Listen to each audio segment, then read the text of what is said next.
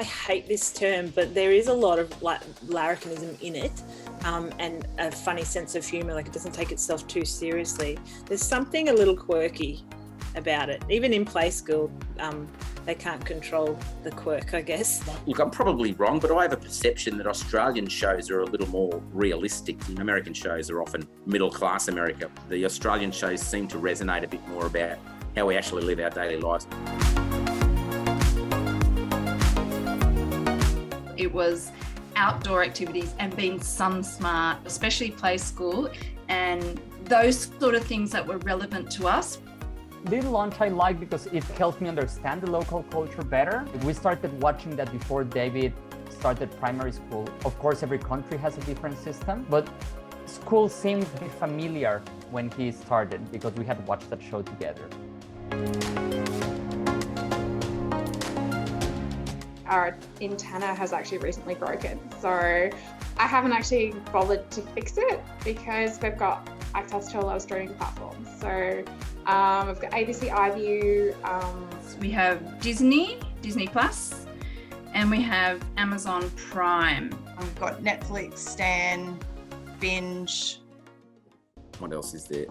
Amazon Prime. The sports one, KO, we've got that. What else? Disney Plus? God, that's a lot. But I'll never actually just watch normal TV. We only ever use the apps and then watch Bluey. What do you with Bluey on? Is it 7? I don't know actually which one it is. I'll just use the voice thing and just say Bluey and then it comes up. So I don't actually know what channel it's on.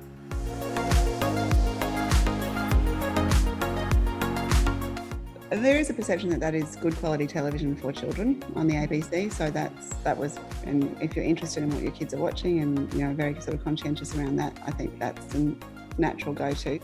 So I literally just turn it on, and whatever program is on at that time, I know will be suitable for Sloane. Obviously, iView, so ABC Kids for the kids, and then on Netflix we just try and keep it to the kids channel.